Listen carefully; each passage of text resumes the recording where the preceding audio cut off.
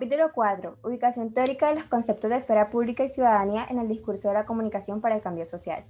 El objetivo de este capítulo consiste en abordar los fundamentos conceptuales de la comunicación para el cambio social, su contexto histórico, su origen, sus principales paradigmas y algunos de sus pensadores. En el apartado 1, que es el concepto de la comunicación para el cambio social, podemos encontrar que el primer problema teórico que tiene esta sección consiste en despejar la siguiente pregunta. ¿Desde dónde se asume en ese trabajo el concepto de la comunicación para el cambio social? Y es que durante muchos años, e incluso en la actualidad, se han usado muchos nombres para hacer referencia a estos temas, como lo son la comunicación popular, horizontal, dialógica, alternativa, participativa, endógena, entre otros. Sin embargo, el primer apartado toma como fundamento la teoría de Alfonso Gumucio que presenta en su texto de Comunicación para el Cambio Social. Aborda primeramente la concepción de comunicación para el desarrollo, donde según Gumucio su principal promotor fue la Organización para la Agricultura y la Alimentación en los años 70, donde la comunicación para el desarrollo se fundamentó en el modelo de la difusión de innovaciones. Para ambos, su espacio de experimentación fue el universo rural, y ambos promovían la introducción de la tecnología para mejorar la producción agrícola. La comunicación para el desarrollo se enfatizaba en una tecnología apropiada que el campesino pudiera asumir y planteaba además que era necesario establecer un intercambio de conocimiento y de información entre las comunidades rurales. Los técnicos y los expertos institucionales no podían asumir que la solución era solo una transferencia de conocimiento en un solo sentido. En esta búsqueda conceptual se suele encontrar con el concepto de la comunicación alternativa, la cual no es entendida como un modelo. Su origen viene de las experiencias de las luchas sociales y por eso muchas de ellas desaparecieron cuando lo hacían las mismas luchas sociales. Según Gumucio, la comunicación alternativa trata de grandes esfuerzos por conquistar espacios en sociedades que reprimen y que están estancadas socialmente o sometidas por las fuerzas neocoloniales. Buenas, a continuación yo les voy a hablar acerca del segundo apartado, el cual lleva por título la relación entre la comunicación y el cambio social. Antes que nada es necesario aclarar qué se entiende por comunicación aquí. El trabajo asume el concepto de comunicación como un proceso social de vital importancia que es expresado a través de todas las manifestaciones culturales. Aquí lo que se pretende es que los sujetos sean capaces de asumir sus conocimientos y una vez que estos sean asumidos, compartirlos con las demás personas de su entorno, es decir, interactuar unos con otros. Este proceso, a ser fundamentalmente cultural, busca que no existan conceptos o significados absolutos, que quiere decir que un concepto o un significado no puede tener completamente la verdad, sino que estos deben estar abiertos a ser reevaluados y resignificados. Es más, se podría pensar que porque llevan esta línea va en contra de las instituciones, pero no es así. Lo que se pretende es que estas instituciones se replanteen y sean capaces de crear sujetos pensantes y críticos. Finalmente, en este apartado, se habla un poco acerca de cómo estos procesos comunicativos pueden ser un nuevo planteamiento de un paradigma para la academia, ya que se verían desde la perspectiva del humano y no se reducirían a la versión mediática y lo comercial.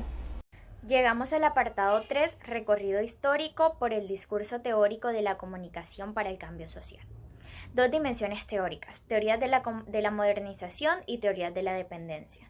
Matelar plantea una crítica del pensamiento lineal del homogénico modelo internacional, donde la comunicación se reduce a la transmisión de un mensaje con significado entre un emisor y un receptor, en donde su peso ejerce en un solo punto y va encaminado a una misma dirección.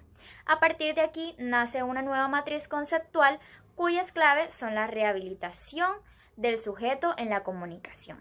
Resaltemos un poco que este capítulo busca presentar los diferentes modelos teóricos que han trascendido en el plano latinoamericano y que fundamentalmente han sido el modelo de la modernización y desarrollo del paradigma funcionalista difusionista. Por otro lado, tenemos que la modernización es una de las tres corrientes de la teoría del desarrollo. Las otras son las teorías de la dependencia y la teoría del desarrollo participativo.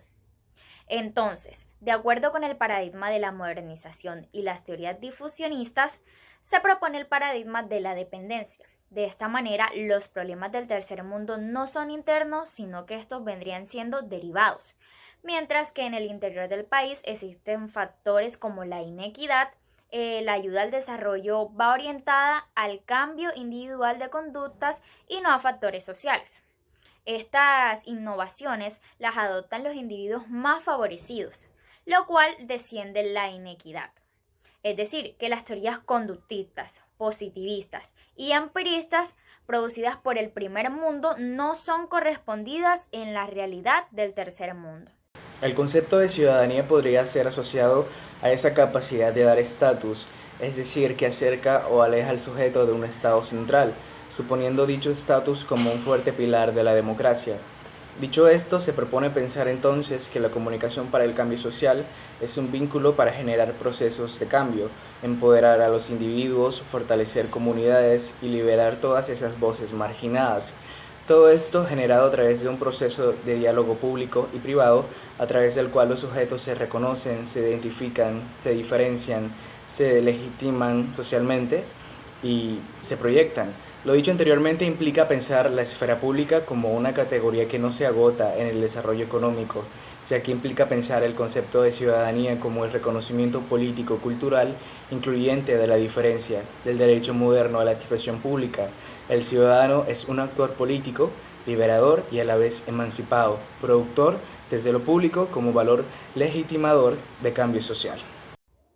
Una propuesta de fundamentación filosófica del discurso de la comunicación para el cambio social, teniendo en cuenta los recorridos de los anteriores capítulos mediante los discursos de Arendt, Habermas y Moffett, y también la aproximación a los paradigmas que sustentan las propuestas teóricas de la comunicación para el cambio social que se desarrolla en el capítulo anterior. Esta última parte del libro pretende presentar una tarea específica, que esta consiste en volver a tomar la perspectiva que fue analizada por cada uno de los actores mencionados anteriormente y los elementos conceptuales que para cada autor son pertinentes para repensar teóricamente la comunicación para el cambio social. Para ello, recordemos desde la perspectiva de Arendt que la política es una necesidad para la vida humana que se da en la esfera pública. Esta permite la diversidad de pensamientos y opiniones que construyen a través de acuerdos el poder.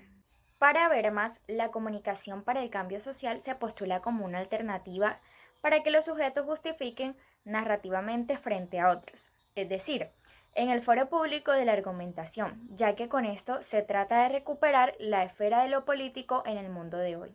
Y por último, miremos desde la perspectiva de Moffett. Pensaba la comunicación como la relación nosotros. Ellos es una relación directa en la cual surge la comunicación para el cambio social, como un mecanismo para evitar lo negativo que puede traer dicha relación, sino más bien es una herramienta para impulsar lo positivo por medio del diálogo y la comunicación en sí como un potenciador de cambio. A continuación llegamos al siguiente subtema que lleva por título La comunicación para el cambio social como una acción antitotalitaria. Este trabajo se puede asociar con el trabajo de Arendt, ya que el trabajo de Arendt se caracteriza por un gran inconformismo social y por no estar de acuerdo con las políticas totalitarias. ¿Por qué esto está relacionado con este trabajo? Bueno, primero que todo hay que entender qué es el totalitarismo. En el totalitarismo, una de las principales características que destaca Arendt es la soledad. ¿Qué quiere decir esto? La soledad aísla a los sujetos uno de otros, lo que no les permite reunirse en la esfera pública, dejándole el poder concentrado a un pequeño grupo de personas, lo que quita la diversidad y la pluralidad.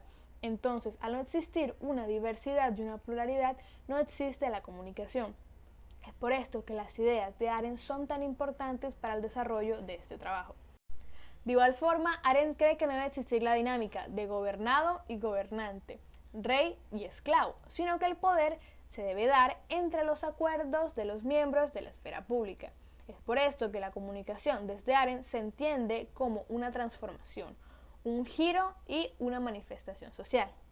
En resumen, para que pueda existir una comunicación para el cambio social, se debe dar en la esfera pública. Aquí todas las perspectivas deben estar dispuestas a evaluar y ser evaluadas, siempre promoviendo la comprensión y la tolerancia.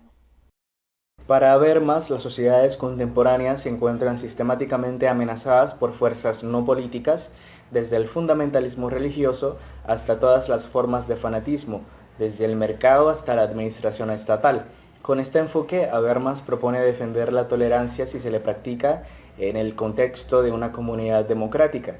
La comunicación para el cambio social propuesta en esta parte del libro retoma del planteamiento habermasiano que lo que se tolera no se fija de manera unilateral o monológica, sino que se consigue de la manera dialógica. De esta forma, la comunicación puede extraer de tal discusión varios elementos teóricos como reconocimiento, crítica, argumentación y pluralidad. Entendido esto, la comunicación para el cambio social se postula como una alternativa para que los sujetos justifiquen narrativamente frente a otros, es decir, en el foro público de la argumentación, ya que con esto se trata de recuperar la esfera de lo político en el mundo de hoy. Teniendo en cuenta la breve introducción de mi compañera Yorleta acerca del postulado de MOVE, podemos conceptualizar la comunicación para el cambio social como una alternativa para todos aquellos que son considerados otros, al no ir en el mismo camino de la hegemonía política. Por ende, la comunicación no busca silenciar las voces de aquellos que no estén a favor del dominante.